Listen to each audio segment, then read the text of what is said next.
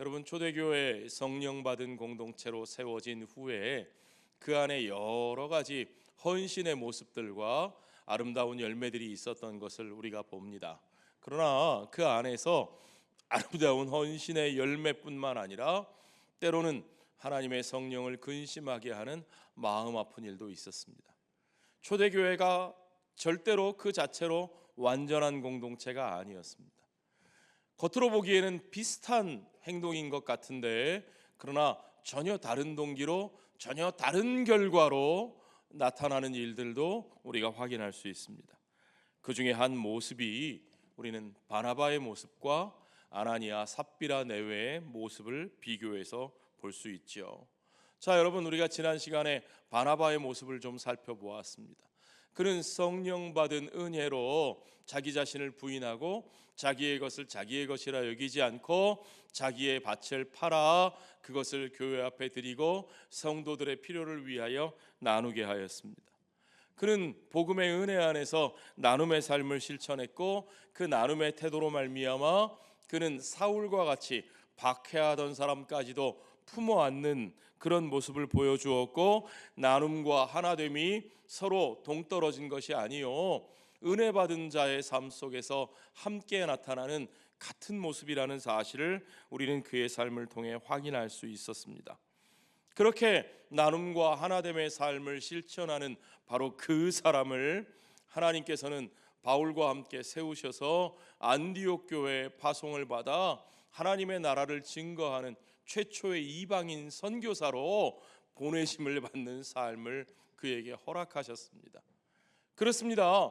보내심을 받은 자의 삶이라고 하는 것, 증인된 자의 삶이라고 하는 것은 그렇게 성령의 은혜 안에서 자기 자신의 것을 자기라 부인하 자기의 것이라 주장하지 않는 나눔의 삶과 하나됨의 역사를 통해서 자연스럽게 열매 맺는 생명의 결과인 것을 우리가 알 수 있습니다. 그래서 사도행전 11장 24절에 보면 바나바는 착한 사람이요 성령과 믿음이 충만한 사람이라 이에 큰 무리가 주께 더하여지더라 그랬습니다. 그에게 역사하시는 성령을 통하여 그 안에 있는 믿음의 그 열매를 통해서 하나님께서 그에게 큰 무리를 더하여 주셔서 생명의 역사가 일어나게 하는 것은 너무나 당연한 결과, 자연스럽게 이어지는 그 결과라고 하는 겁니다. 자, 그런데 문제는 교회 안에 그런 사람들만 있었던 것이 아니죠. 그와 정반대의 모습을 보여주는 사람들이 아나니아와 삽비라 내외입니다. 겉으로 보기에는 그들의 행동이 똑같습니다. 바나바의 행동이나 아나니아의 행동이나 별로 다르지 않습니다. 자기의 밭을 팔아서 그 값을 교회에 바쳤습니다. 자, 여러분, 이거 너무 우리가 오해하는 경향이 있는데요. 아나니아가 자기의 땅을 팔아서 그 땅값을 다 바치지 않은 것이 그렇게 큰 잘못입니까? 아니, 여러분, 김 권사님이 땅을 파셨는데 그 중에 일부를 뚝 떼어서 교회에 드리셨어요. 그럼 옆에 있는 박 권사님이 아니, 당신 왜 다 드리지 않고 일부만 떼어드렸어? 당신 잘못했어. 그렇게 혼내시겠어요? 아니죠, 아니죠. 아이고, 권사님, 그렇게 귀한 물질을 하나님 앞에 떼어 구별하여 드리셨네요. 참으로 귀하고 감사합니다. 칭찬받아 마땅한 일입니다. 그렇습니다. 누구도 그에게 그것을 다 바쳐야 한다, 전부 다 하나님께 바쳐야 된다, 그렇게 말하고 있지 않습니다. 그런데 우리가 초대교회 공동체에 대해서 너무 오해할 때가 많은 것 같아요. 마치 그것을 전부 다 바쳐야 되는 것처럼 교회의 모든 것을 다 갖다 바치고 자기의 소유라고는 인정되지 않았던 그런 공산주의 사회였던 것처럼 생각하는데, 베드로의 말에 보면 전혀 그렇지 않은 것을 우리가 확인할 수 있죠. 5장 4절에 보니까 땅이 그대로 있을 때에는 내 땅이 아니며 판 후에도 내 마음대로 할 수 없더냐. 그러니까 그 땅을 팔지 않고 가지고 있을 때도 그 사람의 소유로 인정이 되었고, 그것을 팔아서 처리할 때에도 그가 그의 자발적인 선택과 판단에 따라 자기 마음대로 할 수 있었다는 겁니다. 그런데 뭐가 문제입니까? 아니, 그런데 아나니아와 삽비라는 왜 이런 일을 당합니까?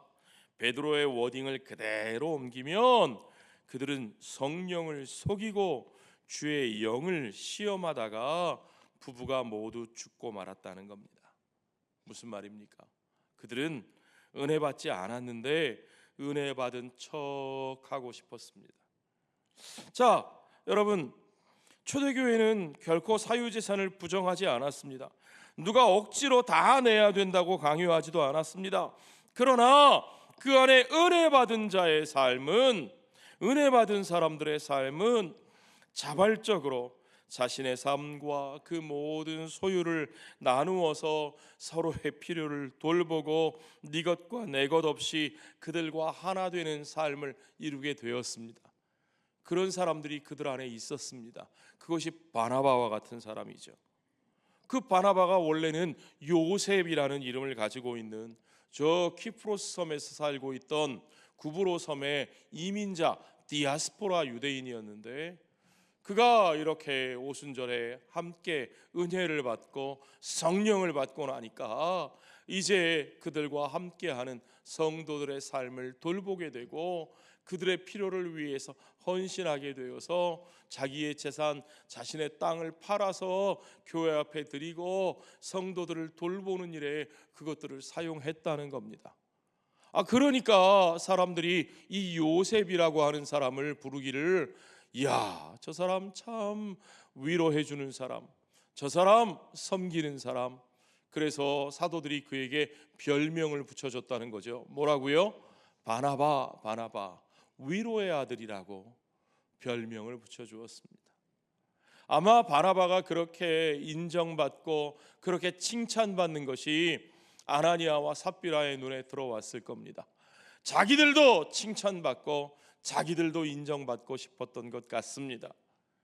중요한 것은 은혜 받고 성령 받아 자기 자신을 부인하는 일이 먼저인데, 자기 자신을 내어놓고 성령께서 그들을 사로잡으실 때에는 그들 안에 자연스럽게 그런 위로와 섬김의 기쁨이 넘쳐나게 될 텐데, 그들은 그것을 마치 자기들의 행동으로 꾸미고 그 인정과 그 칭찬을 얻어낼 수 있을 것으로 생각했다는 거죠.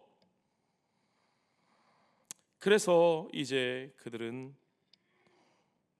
여전히 자기 자신을 위해서 살면서, 여전히 자기가 중심이면서 사람들 앞에서 자기를 드러내기 위해서 은혜를 흉내내고자 했던 겁니다.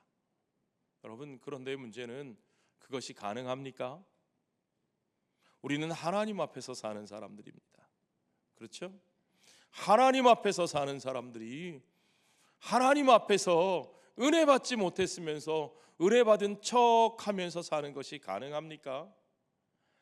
자기를 부인하지 않으면서 자기를 부인한 척하는 것이 가능합니까? 온전히 하나님 앞에 자신을 내어드리지 않았으면서 온전히 헌신하는 것처럼 그렇게 사는 것이 가능합니까? 여러분, 사람 앞에서는 우리가 괜찮은 척, 우리가 문제가 없는 척 적당히 가리고 숨기고 드러내지 않고 사는 것이 가능할지 모르지만, 하나님 앞에서는 척하는 삶, 꾸미고 사는 삶, 가장하는 삶이 전혀 가능하지 않다는 것을 여러분 믿으시기 바랍니다. 사도에게 그것은 분명하게 드러납니다. 3절에 보니까 베드로가 이르되 아나니아야, 어찌하여 사탄이 내 마음에 가득하여 내가 성령을 속이고 땅값 얼마를 감추었느냐. 중요한 것은 그가 땅값을 다 바치지 않았다는 것이 아니고, 중요한 것은 그가 성령을 속이고 은혜 받은 척, 헌신하는 척 했다는 거죠. 아나니아의 마음속에는 사탄이 가득하여서 성령을 속이고자 했습니다. 그런 마음이 아나니아에게만 있었던 게 아니에요. 그의 아내 삽비라에게도 동일한 마음이 있었음을 우리가 알 수 있습니다. 9절 상반절에 보니까 베드로가 이르되 너희가 어찌 함께 꾀하여. 이 재미있는 표현이에요. 함께 꾀한다는 말에, 이 함께 꾀한다는 말에 헬라어 원문에 심포니온이라는 단어가 사용돼요.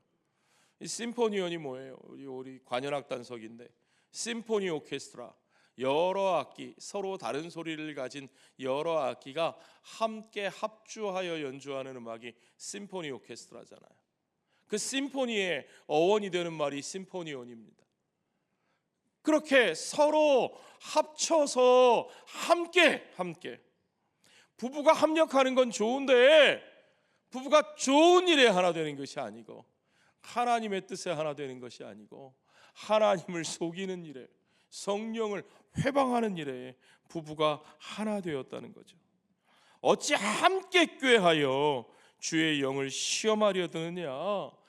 부부 가운데 한 사람이라도 그러면 안 된다고, 우리가 그러면 안 된다고, 하나님 앞에 바로 서야 한다고, 하나님 속이다가 큰일 난다고 얘기했으면 그런 일을 당하지는 않았을 텐데, 부부가 다 똑같아서 함께 꾀하여 주의 영을 시험하려 했다는 거죠. 하나님의 성령을 속이고 마치 은혜 받은 다른 사람들처럼, 성령 받은 사람들처럼 헌신을 가장하고 싶었던 겁니다. 한마디로 말하면 그들은 자기 자신을 드러내기 위해서 성령을 속이는 사람들이었습니다. 자, 여러분, 바나바와 이들의 모습을 비교해 보십시오. 바나바의 나눔과 하나됨은 성령 안에서 자신을 부인하는 사람에게서 나타나는 모습, 성령 안에서 자신을 부인하는 사람들, 자기의 죽음을 받아들이는 사람들에게서 나타나는 모습이라면, 아나니아와 삽비라의 똑같은 행동은, 겉으로 드러난 행동은 똑같습니다. 그러나 그들은 자신을 드러내고 인정받고 높이기 위해서 성령까지도 속이고 이용할 수 있는 인간의 가장 악한 모습을 드러내 보여주고 있는 거죠. 그러나 여러분, 저와 여러분은 어떤 상황에서도 우리가 성령 하나님을 속일 수 없다는 사실을 여러분 분명히 믿으시기 바랍니다. 그런데 여러분, 오늘 우리들은 마치 우리들이 하나님 앞에서 섬기고 있는 모습들이 마치 사람 앞에서만 그럴듯해 보이면 괜찮은 것처럼, 사람 앞에서만 우리의 실체가 드러나지 않으면 괜찮을 것처럼 그렇게 꾸미면서 하나님의 일을 하면서도 그렇게 자기중심적으로 하나님의 일을 하려고 할 때가 없지는 않습니까? 제가 나름 한 20년 목회를 하면서 수많은 분들을 만나왔는데, 교회를 섬기는 열심이 있어요. 교회에 관심이 많아요. 너무너무 열심히 일하세요. 그런데 문제는 그 모든 열심이 자기중심적인 사람들이 있습니다. 그러니까 어떤 때는 이런 일을 겪어요. 하나님의 교회에 꼭 해야 될 일이 있습니다. 꼭 필요한 일이 있습니다. 그래서 우리가 힘을 합쳐서 그 일을 좀 합시다. 우리가 헌금을 합시다. 우리가 헌신을 합시다 하는데, 문제는 자기가 가진 게 없다는 거예요. 자기가 형편이 안 좋다는 거예요. 예, 이해합니다. 자기가 형편이 안 좋고 자기가 어찌할 수 없는 상황이면 조용히 기도하면 되잖아요. 그렇죠? 하나님의 일이 내가 헌금하지 못하고 내가 헌신하지 않는다고 해서 하나님의 일이 안 됩니까, 여러분? 내가 안 하면 하나님의 일도 안 되는 겁니까? 아니죠. 하나님의 일은 누가 이루십니까? 하나님이 이루시는 거죠. 그런데 이분이 지나치게 걱정을 하시는 거예요. 안 된다는 거예요. 그거 하면 안 된다는 거예요. 아니, 그러니까 어려우신 거 이해하고 없는 거 알겠으니까 기도만 해주십시오. 다른 사람들이 할 수 있는 사람들이 하겠습니다. 또 그러다가 또 다른 사람들이 어려울 때 또 형편 괜찮으실 때 하고, 교회 일이 그렇게 하는 거 아닙니까? 그랬더니 나중에는 그러시는 거예요. 아니, 내가 못하니까 다른 사람들도 안 했으면 좋겠다는 거죠. 내가 못하는데 다른 사람들이 하면 내가 불편하다는 거죠. 예, 여러분, 중요한 건 하나님의 일입니까? 나입니까? 그분의 마음은 알겠습니다. 내가 그래도 헌신하려고 하고 내가 중심이 되고자 했던 건 이해합니다. 그러나 중요한 건 그건 하나님의 일이지 내 일이 아닙니다. 중요한 건 내가 아니고 그 일을 이루어 가시는 하나님의 뜻입니다. 자, 여러분, 우리에게 뭐가 중심이 되어 있습니까? 여전히 자기 자신이 중심이 되어서 하나님의 일을 하는 사람들의 모습이 여러분 우리 가운데는 없습니까? 우리 주변에는 없습니까? 자, 오늘 이 말씀의 본문을 가지고 우리가 좀 고민해 볼 부분들이 많이 있습니다. 성경에는요, 아나니아와 삽비라 외에도 악한 사람들이 많이 등장합니다. 더 악한 짓 한 사람들도 많습니다. 그런데 그들이 잘못을 저질렀다고 해서 이렇게 그냥 즉각적으로 제까닥, 그것도 부부가 다 죽임을 당하는 일들은 잘 나타나지 않습니다. 그런데 왜 하나님은 유독 아나니아와 삽비라에게는 이렇게 가혹하게 그들의 죄를 징계하실까요? 생각해 보십시오. 어떻게 보면 누군가에게 무슨 피해를 준 것도 아니잖아요. 그렇죠? 남의 돈 뺏어다가 어떻게 한 것도 아니고 살짝 거짓말 좀 한 것뿐인데 이렇게 남편과 아내의 생명을 그 자리에서 거두어 가실 정도로까지 이럴 필요가 있으실까요? 자, 여러분, 우리는 사도행전의 전반부에서 누가가 두 가지 종류의 성전의 모습에 대해서 대비시켜 보여주고 있다는 사실을 기억할 필요가 있습니다. 하나의 성전은 뭡니까? 예루살렘의 돌로 지어진 성전, 그리고 그 성전의 권세를 가진 자들의 바로 그 모습입니다. 그곳에서는 죽어가는 사람들의 삶이 그대로 방치되어 있었고, 그저 자기들의 이권을 취하는데 이용당하고 있는 그 성전에서 누가복음에 보면 주님은 그곳에서 돈 바꾸는 자들과 짐승 파는 자들을 내어 쫓기도 하셨습니다. 자, 그리고 이제 우리가 확인하는 사도행전이 우리에게 보여주는 새로운 성전의 모습을 대비시켜서 보여주고 있죠. 부활하신 주님이 약속하신 대로 그의 성령이 부어진 공동체, 나사렛 예수 그리스도의 이름으로 죽어가는 자들이 살아나고 주저앉은 자들이 일어나고 걷고 뛰면서 서로를 품어주고 서로의 필요를 채워주며 함께 먹고 함께 마시는 그리스도의 몸된 새로운 성전의 공동체를 우리는 만나고 있습니다. 누가는 이 새로운 성전으로 세워져 가는 성령의 공동체를 교회라고 부르고 있습니다. 특별히 원문에 보면 에클레시아라는 단어가 여기서부터 쓰이고 있습니다. 이게 얼마나 중요한지 모릅니다. 사도행전 5장 11절에 보니까 온 교회와 이 일을 듣는 사람들이 다 크게 두려워하니라. 온 에클레시아가, 온 공회가 다 두려워했다.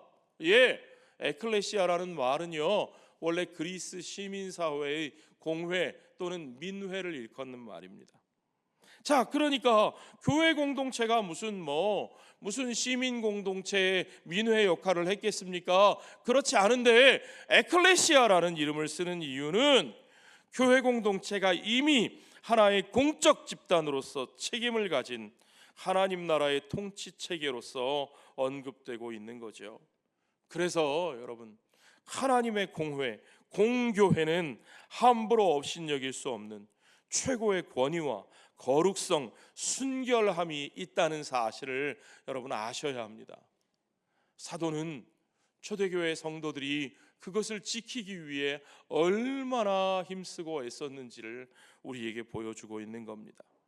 건물로 지어진 성전이 그 생명을 잃고 자기들의 이익을 구하는 장사치의 소굴로 변해버렸을지라도 이제 그리스도의 몸 안에서 그의 성령으로 말미암아 새롭게 지어진 이 새 성전, 새로운 하나님의 집은 그 거룩함을 더욱더 철저하게 지켜야 한다는 사실을 우리에게 보여주고 있는 거죠. 고린도전서 6장 19절에 보면 사도 바울은 이렇게 말합니다. 너희 몸은 너희가 하나님께로부터 받은 바 너희 가운데 계신 성령의 전인 줄을 알지 못하느냐? 너희는 너희 자신의 것이 아니라. 교회로 부르심 받은 너희의 삶은 너희 자신의 것이 아니라 이미 공회, 하나님의 공교회, 하나님의 소유된, 하나님의 나라 된 공적 지체가 되었다고 말하고 있는 겁니다. 이제 우리가 성령의 전입니다. 다시 말하면 우리의 삶이, 우리의 몸이 그것이 하나님의 성전입니다. 그러므로 우리가 함부로 사는 것은, 우리가 우리의 몸을 함부로 굴리고 우리가 우리의 삶을 함부로 더럽히는 것은, 그것은 하나님의 성전을 훼손하는 일입니다. 있을 수 없는 일입니다. 우리가 거짓으로 우리의 입술을 더럽히는 것은 성령을 더럽히는 일입니다. 그것은 성령을 회방하는 일과 같습니다. 더군다나 하나님의 교회로 모인 우리들의 공동체를 거룩하고 의롭게 지키는 일을 우리 주님께서 얼마나 중요하게 여기시는지 여러분, 우리 모두가 분명하게 볼 수 있어야 합니다. 그래서 여러분, 참된 교회의 표지가 무엇인가? 우리 개혁신앙의 우리 선배들은 그 참된 교회의 표지 3가지를 분명하게 얘기했습니다. 올바른 말씀의 선포와 올바른 성례의 시행과, 그리고 마지막 한 가지는 올바른 권징의 시행입니다. 권징이 무엇입니까? 하나님 앞에서 성도들의 삶을 바로잡을 수 있도록 권면하고 그들이 잘못되어 범죄에 빠질 때 징계할 수 있어야 된다는 겁니다. 그래야 하나님의 교회가 올바른 교회라는 겁니다. 거짓과 탈법이 쉽게 허용되고 성도의 잘못된 삶이 그저 쉽게 넘어가지고 타협되어지고 용납되어지는 곳이라면 그것은 하나님의 성령이 역사하는 참된 교회가 아니라는 사실을 여러분 믿으시기 바랍니다. 고린도전서 5장 12절부터 보니까 밖에 있는 사람들을 판단하는 것이야 내게 무슨 상관이 있으리요마는 사도 바울의 말입니다. 세상 사람들이 제멋대로 무슨 짓을 하든, 얼마나 타락했든, 얼마나 악하든 그게 뭘 그렇게 대단하냐? 왜요? 세상은 원래 그랬으니까요. 여러분, 요즘 무슨 신문, 인터넷, 뉴스, 유튜브 보시면서 아이고 저 세상 사람이 나라가 왜 이 모양이야, 개판이야, 요즘 것들 왜 이래, 맨날 그냥 카톡으로 돌리시면서 혀 끌끌끌끌 차시죠. 여러분 생각해 보세요. 말세가 요즘만 말세였어요? 소크라테스 때부터 요즘 애들은 문제였다니까요. 예수님, 공자님, 부처님 때부터 세상은 말세였다니까요. 세상은 항상 그랬어요. 그러니까 그 바깥에 있는 사람들에 대해서 우리가 너무 열받을 필요 없고 거기에 대해서 너무 일일이 신경 쓸 필요 없다는 겁니다. 그러나 내게 무슨 상관이 있으리요마는 교회 안에 있는 사람들이야 너희가 판단하지 아니하랴. 밖에 있는 사람들은 누가 심판하셔요? 하나님이 심판하시려니와 이 악한 사람들은 너희 중에서 내쫓으라. 중요한 것은 우리 안에, 우리가 주 예수 그리스도의 교회로서 우리가 그 거룩과 진리와 의를 바로 지키며 살아가고 있느냐는 겁니다. 교회의 이 거룩과 영적 순결을 지켜내기 위하여 우리 성도들이 자신의 삶을 돌아보고 자신의 입술을 바로 하고 우리 서로를 돌아보아 우리가 바로 설 수 있도록 바로잡고 권면하는 일이 우리 안에서 무엇보다 중요하다는 사실을 여러분 믿으시기 바랍니다. 그렇습니다. 교회는 성령의 공동체입니다. 성령의 공동체인 교회에는 성령이 이끌어 가시는 성령의 교제, 성령의 코이노니아가 반드시 열매 맺게 되어 있습니다. 여러분, 우리가 예배를 끝낼 때마다 축도를 하는데요, 사실은 이 축도의 메시지는 고린도후서 13장 13절에 바울의 마지막 인사를 그대로 읽는 것이죠. 주 예수 그리스도의 은혜와 하나님의 사랑과 성령의 교통하심이 너희 무리와 함께 있을지어다. 우리는 성삼위 하나님의 우리 가운데 섭리하시는 그 은혜의 역사를 구합니다. 주 예수 그리스도의 은혜를 구하고 우리 하나님의 사랑이 우리와 함께 하기를 구하고, 그리고 무엇보다도 성령의 교통하심이 우리와 함께 있기를 기도하는 거죠. 성령의 교통하심이 도대체 무슨 말입니까? 헬라어 원문을 그대로 보면 헤 코이노니아 투 하기우 푸뉴마토스, 투 하기우 푸뉴마토스, 성령의 헤 코이노니아, 성령의 코이노니아, 코이노니아 교제라는 말입니다. 교통이라는 말은 교통신호등, 교통경찰 얘기하는 게 아니고요, 성령 하나님으로 말미암아 우리 안에 이루어지는 참다운 성도의 교제를 말하는 거죠. 여러분, 성령은 코이노니아의 영이십니다.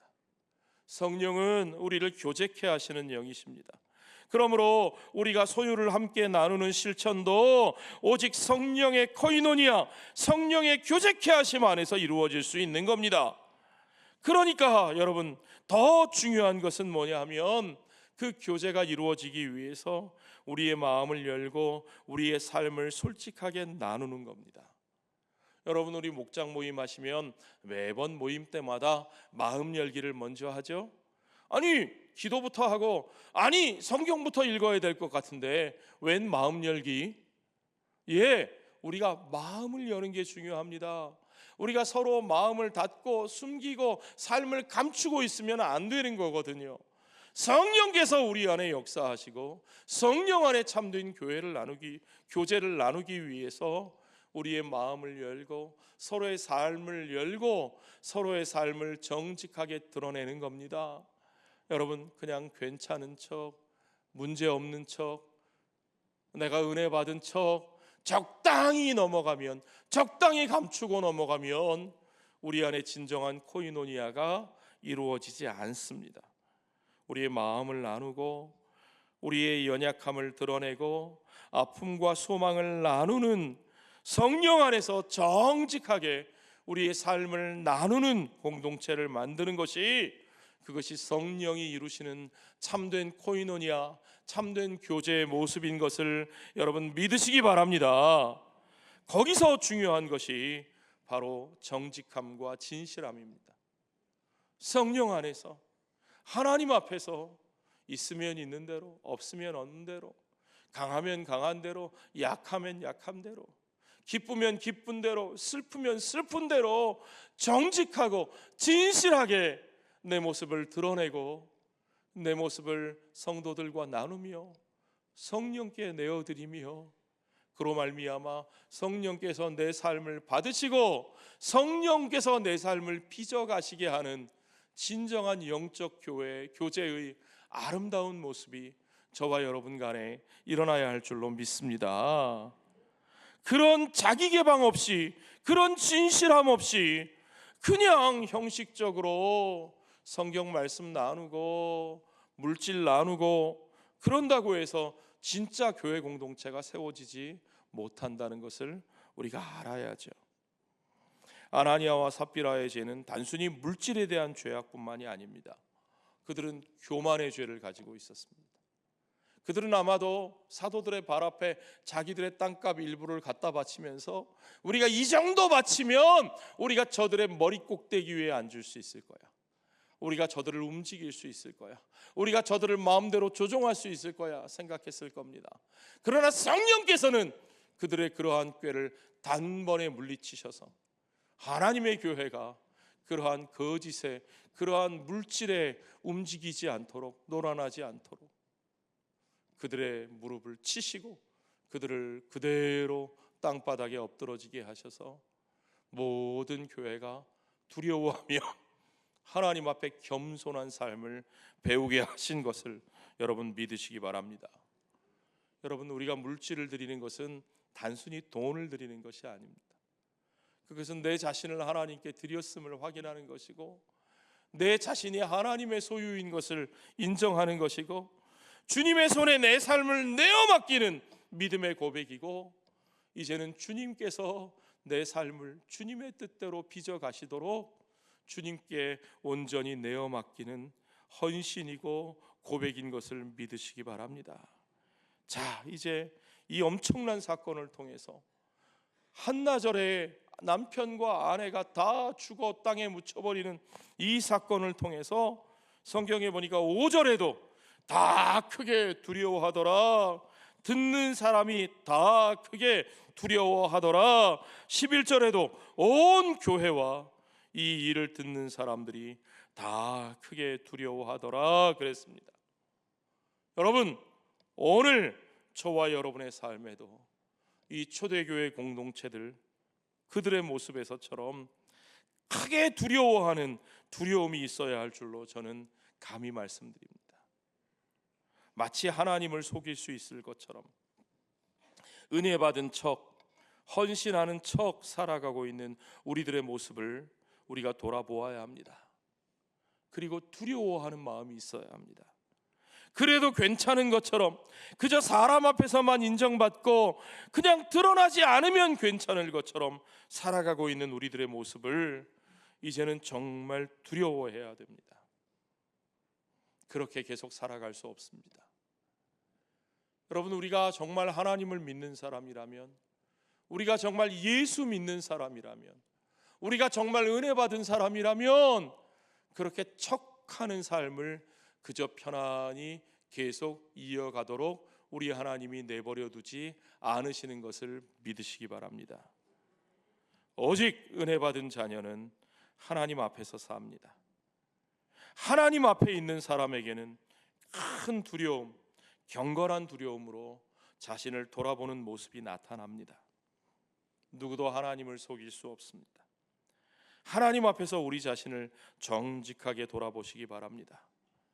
은혜 받은 척하는 자로 살지 말고 진정 은혜 받은 자로, 모든 것이 주님의 것이기에, 모든 것이 주의 은혜로 내게 주신 것이기에 내 삶의 모든 것을 그대로 주님 앞에 내어놓고 주님 손에 내어 맡기고 주님이 빚어가시는 우리의 삶에 감사함으로 순종하는 저와 여러분 되시기를 주의 이름으로 축원합니다.